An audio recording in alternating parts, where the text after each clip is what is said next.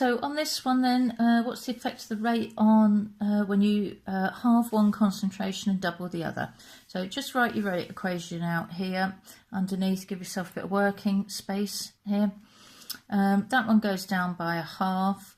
This is second order, so this is going to go up by 4. So overall the effect of a half going down by half but up by 4 means that overall we will be 2 times bigger, so the rate will double, so our answer is C. And finally we have the graph question. So over the page they ask you to let's have a look. I'll go to the last question first just because I've got the graph up. Initial rate and the rate constant. So let's just have a look at what we do with this graph then.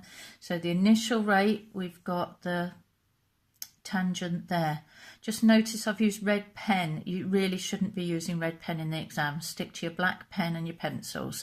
This is just so that it shows up better as I'm talking through it. So we take an initial rate by taking the tangent at t equals 0, and then we're going to do that value over that value, yeah, 0.01 over 260 to get the initial rate.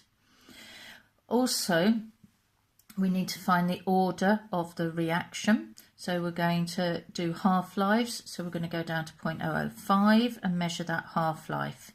That half-life is the distance from there to there, and that's 190 seconds.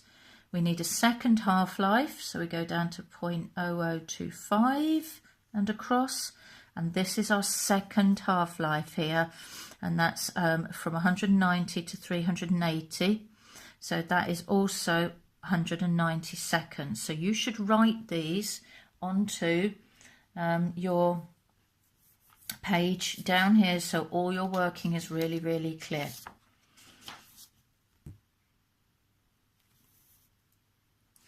So there's our initial rate worked out. You have a little bit of leeway here on the answer depending on how close you've got to that tangent. They give you a little bit of error either way. You need to state your half-life is constant. You need to say what it's constant at, and you need to state that that means it's first order. You must write down your rate equation. And then to get K, you're going to do rate divided by the concentration. So then you can put in the initial rate, you can put in the initial concentration, and you can come out with a value of K. Notice that you're going to need units up there, and you're going to need units here. If you want to, you can try and memorise that little equation for K, 0.693 over the half-life. Okay. So that comes to roughly the same value. Obviously, it will still be in seconds to the -1. So if you've got all of that and it's nice and clear, that's all you need to get a nice clear answer. What I've got on there, that's 6 marks. If it's not very clear, you might get 5 marks if you've actually done it all, but the examiner can't really see what you've done in the right order. It's not very structured.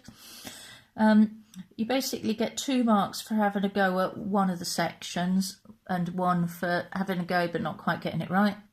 And you get 4 marks for like having a go at all 3 but not getting them all right, or getting 2 completely right. Let's just pop back to the top 2 questions there, or 3 questions. Concentration of bromine, you just measure it by colour like we did. With the iodine, yeah, with a colorimeter, you could say. You're going to measure the volume, you could state the apparatus you're going to measure that with. And the reason you use an excess is you basically need to keep that concentration constant all the way through this, so that that concentration is not interfering with the underlying other bits and pieces that you're trying to look at.